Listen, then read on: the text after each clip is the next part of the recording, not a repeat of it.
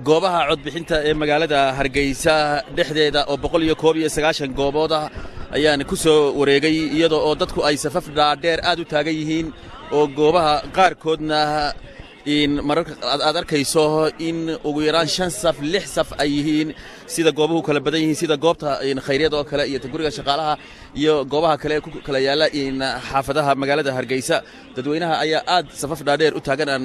ku bilaabo bal marka ugu horeysa goob kamid ah goobaha oo animi in magacaaga ay sheeg maxamed imsadii baa timi waxaan mid 65 la waan arkaa imka goobtan aad taagantihiin ee magaalada bartankeedii khayriyada xataa wadadii baa la xidhay in ugu yaraan waxaan arkaa 7 saf oo in isbarbar ah in dadku mas'alaad bay ugu soo baxeen sidii loogu talagalay si ka fiican bay ilaa hadda u diyaar gareysayeen dadkii jooga waxaan ku qiyaasi karaa hadda ilaa 2,000 oo qof goobtan ilaa 6,000 oo qof ayaa ka codaynaya waana 12 goobood waxaana filaynaa haddii komishanka sida loogu talagalay ay wadaan in sida ugu dhaqso badan looga bixi karo dadkana ay moral u noqon doonto ka 12 sanduuq ba goobtan kale yaala 12 sanduuq ba khayriyada qura yaala 12 sanduuq ba yaala maxaa filaysaa doorashada ka filaysaa soo saaray run ahaantii waxaan filayaa in sidii loogu talagalay u dhacayso maadaama dadkeenu in badan oo isqabqabsi ay ka dhaceen dadku waxay leeyihiin in musharaxiinta ay kala saaraan qof walba mudaadin waxa xaq u leeyahay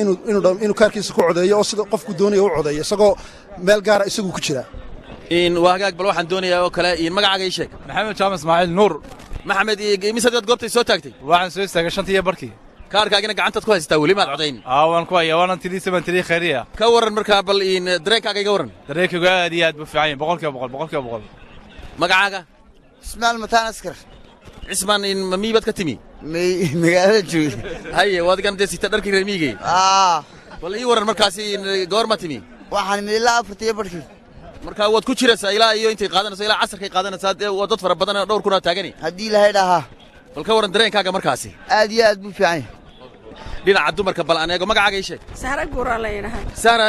imisaad soo taagtay halkan waxaan soo taagay markii salaada subax laga baxay mana dhadhowaha tan kale qadad waa kugu dhacaysaa sidaan arko kale raalli baan kahay waqti kasta gaadho diyaar baan ah dareenkaaga ka waran maxaad ku soo kiciyay aad baan u faraxsanahay inaan waxaan doonayaa ka qayb qaato codkayga oo aan dhiibto ay khadiija xasan shiil waxaan jecelahay inaan codeeyo waxaan u codeynayaa xorriyadeyda ammaanka goobaha ayaa aad loo adkeeyay intii aan ku wareegayna waxa aan la kulmay saraakiil badan oo booliis ah iyo in askar fara badan iyadoo baabuurtana aan la ogolayn dhaqdhaqaaqooda wax aan sidan in ruqsad iyo kuwa caafimaadka taliyaha qaybta booliiska ee gobolka Hargeysa Cali Geesa yare ayaan doonayaa bal inaan weydiiyo Cali bal ka waran nabadgelyada Cali Gaada yare nabadgelyada aad bay u fiican tahay wadiga arkaya booliisku si fiican bay u shaqeynayaan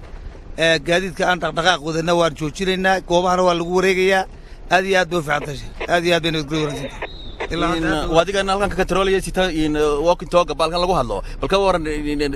magaalooyinka kale in gobol ka tirsan iyo gidiya inta ka warayso wax dhibaato lama soo sheegin inta qaybta hoos baada Dar es Salaam wala xidhiidhay waxaan la xidhiidhay Faraweyne wax dhibaato lama soo sheegin si fiican bay u socotaa hawsha si wanaagsan bay u socotaa Hargeysa goobeed oo dhan idinka wax saaran Soomaa goobaha Hargeysa laba qaybood baan nahay qaybta galbeedka iyo qaybta bariga aad iyo aad bay wanaagsan yihiin isku xirkayaga iyo wada shaqaynteedu militariga iyo asluubtuba kacbay naga siiyeen aad bay hawsha wanaagsan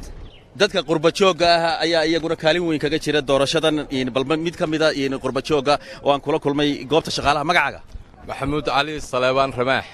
bal ii waran maxaa xagad ka timi waxaan ka yimi Mareykanka magaalada Ohio bal ii waran maxaa markaa ilaa wadada dheer adigu codeyn mise maxaa ku keenay waxay keenay inaan dadkayga u iftiimiyo xaaladda dalku maraayo iyo inaanu u soo gurmano oo ay u codeeyaan halka dantu ugu jirto goobaha ugu waaweyn magaalada Hargeysa waxa kamid ah goobta guriga shaqaalaha oo 3 murashaxaana ay ka codeeyeen in gudoomiyaha goobtaasi sanaadiiq badan baa yaala marka sanaadiiqda mid kamid ah waxa uu gudoomiyaha gabadh magacaaga ii sheeg Adra Cabdi Muuse in bali war shaqaalihiina imise qof baatiina kaga shaqeynaysan goobtan waxaan kaga shaqeynaa goobtan 12 qof in marka 12 qof bal u kala sheeg dadka maxay kala yihiin adigoo gudoomiyaha okay waxa weeyaan 3 xisbi qaran 3 xisbi kulmiye in udub ucid oo ay muraqabiintooda u fadhiyaan gudoomiyihii goobta aniga ah xog hayahaygi labadii hubiyayaal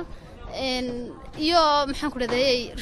reserve-kii oo iyaguna nala jooga waa qof ixtiyaadi hadduu qof xanuunsado ma laha oo xanuunsado oo lagu bedelayo bal ii waran markaa goobta qofku markuu soo galo khadkan bal ii waran iyo halku galayo ma halkan dambe xag u galaya qofku markuu soo galo waxa marka hore wala xaqiijinaya inuu qofkii kaarkii leeyahay in kale marka qofka hadii uu kaarkii yeesho wuxuu gelayaa waxa la siinayaa kaarkii codbixinta marka kaarkiisa laga reebo uu soo cadeynaya dee waxa loo gelinayaa qadkii oo halkan yaala ayaa farta loo gelinaya marka qofkaasi saas uu ku tagaya markuu codkiisa madaxweyne sidee baad u aragtaa codaynta daahir yaala kaahin wallaahi guul Soomaaliland baan u arkaa codaynta maanta codaynayno bal ka waran codayntaadii wadigan ka dhiibanaya guriga shaqaalaha bal ka waran dareenka ka waran maanta aad buu sareeyaa dareenkaygu aad buu fiican yahay waa markii afraad ee aan ka dhiibto halkan codayntayda waxaan rajeynayaa in khayr ku dhamaato doorashada Abdullahi waa hagaag waxaan doonayaa marwada in huda in bal ka waran dareenkaaga adigana wallahi dareenkayga aad buu saadiyaad baan ugu faraxsanahay Soomaaliland maanta heerkay marayso iyo markii afraad ay tahay inaan codayno olala aad baad uga qayb gashay bal ka waran dareenkaaga insha Allah bismillaahi kariin aan ku guuleysanay Ilaahay ka rajaynaya waxa kale oo isna codaynaya madaxweyne ku-xigeenka Axmed Yuusuf Yaasiin madaxweyne ku-xigeen maxaad oranaysaa adiguna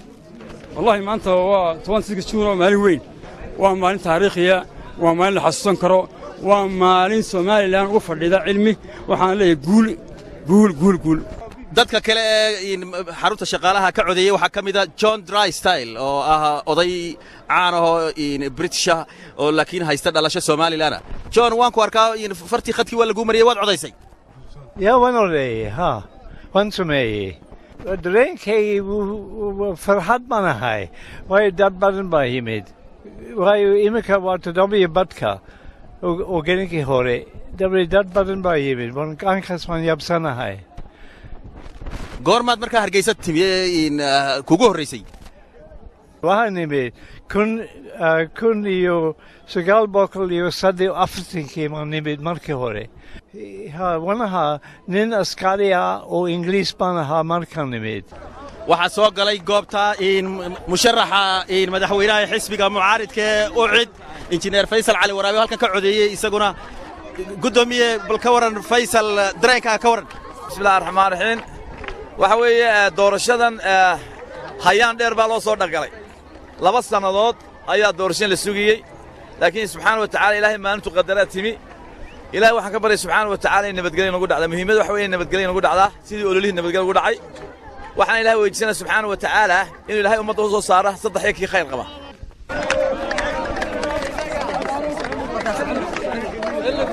أحمد ودرينكاga bal ka waran musharaxa madaxweynaha xisbiga mucaaradka kulmiye Axmed Maxamed Maxamuud Siilaanyo dareenkaygu aad buu heer sareeyaa waxaan ku faraxsanahay maanta ummadii doorasho u dareertay ay doorashada si wacan noogu socoto ilaahay waxaan ka baryaa inay si wacan noogu wada dhamaato madahan farxad aad iyo aad u weyn waan qabaa insha Allah ku guuleystay noqon doonaan bismillaah alkariim qarankeena iyo ummadeena ay noqoto markii dariiqii doorashada cagta saaray inay dimuqraadiyadda inoo hagto waddankeena inoo hagaago ummadana nabadgelyo iyo wanaag ayaa ilaahay uga baryaa meel joogtaba Muuse Biixi Cabdi gudoomiye ku-xigeenka xisbiga mucaaradka kulmiye maanta aad iyo aad bay Soomaaliland u faraxsan tahay ilaahay waxaanu ka rajaynaynaa inay nabad inoogu dhammaato guushuna waa iska caddahay oo shicbigu halku rabaa guulaysan doonta aad iyo aad baynu wanaagsan ilaahay waxaanu ka rajaynaynaa nabadda iyo nabadgelyo inoogu dhammaato arrintaas marwada murashaxa madaxweynaha xisbiga mucaaradka kulmiye Axmed Maxamed Siilaanyo marwa Aamina Waris Sheekh Maxamed Jirde ayaa iyadana dareenkeeda aan weydiiyay dareenkaygu aad iyo aad baan u faraxsanahay alxamdulilaahi rabbil caalamiin ilaahay baan ugu mahadnaqayaa maanta doorashadii aynu inta badan sugaynay inay maanta inoo qabsoontay ay dhacayso ilaahayna waxaan ka rajaynayaa inay si nabadgelyo ah oo sharaf leh oo dadku isugu keen soo taago inoogu dhacdo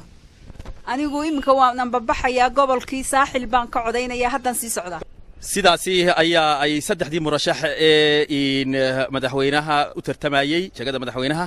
mudane daahir yaala kaahin mudane Faysal Cali Waraabi mudane Axmed Maxamed Siilaanyo ay sidaasi ay u kala dambeeyeen oo goobta guriga shaqaalaha ay ka codeeyeen in waxa kale oo ka codeeyay goobtaasi isna murashaxa madaxweyne ku-xigeenka ee xisbiga talada haya udub in Axmed Yuusuf Yaasiin laakiin labada murashax ee madaxweyne ku-xigeenka ee xisbiyada kulmiye oo cid in Cabdiraxmaan Saylici iyo Maxamed Rashiid Xasan iyagu waxay ka codeeyeen gobolka Awdal markaa ka bacdi ayaa waxaan imi xarunta guddiga doorashooyinka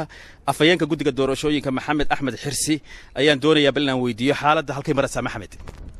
بسم الله الرحمن الرحيم اللهم صل على سيدنا محمد وعلى آله وصحبه وسلم سيف عم برنتي وسعة حالته dalka oo dhan way ka bilaabmeen codayntii dadku si fiican bay u soo baxeen kuyuga aad baa u dhaadheer yahay waana degan yihiin maarata nabadgelyaduna way fiican tahay marka bal waxaad ka warantaa goobihii oo dhan wax cabasho ah wax in kolay dadku waxay ka cabanayeen kuyadu aad u dhaadheer yihiin soo markaa waqtiga loogu dari maayo ilaa 12 haddii gaadho habeenimo macaan ها cabashooyinku runtii waxay u badan yihiin xagga kuyuga dheer iyo xogaa gacan culaysa oo maarata aanay arrintiisaan u dhaqaaqin laakiin waxaan filaynaa marka saacadu sii socdaanba in nabada ay la qabsanayaan oo dhaqso badnaan doonto wixii ay ugu dhacdo 6 maarata galabnimo ilaa intay dhammaanayaan wala qofkan markaa kuyuga ku jirin loo sii deen meedku saa ha u agaadaan inta markaa kuyuga ku jirta in bay ku xidhayaan iiga waran markaa gobolladii iyo tuulooyinkii iyo degmooyinkii giddi wax cabasho ma loo xidhiidheen gebi ahaan waa aad u wanaagsan tahay ruuxaantii cabashooyinka dee routiinka xagga maamulka ku yara saabsan maaragtay meel warqadii ka dhimantay meel meesha ku yara cidhiidhiya gacan culayska inta meeyna sidoo kale aad iyo aad bay 24 saacad waa shaqeynaysaa dadka xafiiseen oo furay waa furanay ilaa shalay 3 cisho maalin kala saarin sidaas oo shaqeynaa ilaa Britoole ilaa wiigarno maxamed axmed kuluc fanaanka weyn ayaa isagana aan kula kulmay magaalada bartankeeda dareenkaaga ka war maxamed ma codaysay hortay dareenkayga aad iyo aad buu u kacsan yahay una fiican yahay sida wanaagsan ee ay u socoto hawsha doorashadu ma codaysay adigu aad baan waxaan ka xumahay inaan isdiiwaangelin markii hore markaas maan codayn sanadkan waa adigan goobaha ku wareegaya markaa waad faraxsantay ka waran aad baan u faraxsanahay waxaan eegayaa oo aan daawanayaa sida wanaagsan ee u socoto hawsha maxamed 60kii waad u soo joogtay 26kii juun maanta oo kale 50 sano ka soo wareegtay halkii aad ka heesaysayna waynagan dhabarkeeda imika taagan ee beertii xorriyadda bal heestii aad ka qaaday maalintaas iyar ku dhufa maxamed والله aad baan ugu faraxsan waxa weeye kunta guuradii maanta kale waxaan qaadi jiray heeska la yiraahdo magawlo candadii gollabarisi almaalo haji dalwadi ya salaam ma hasan maxamed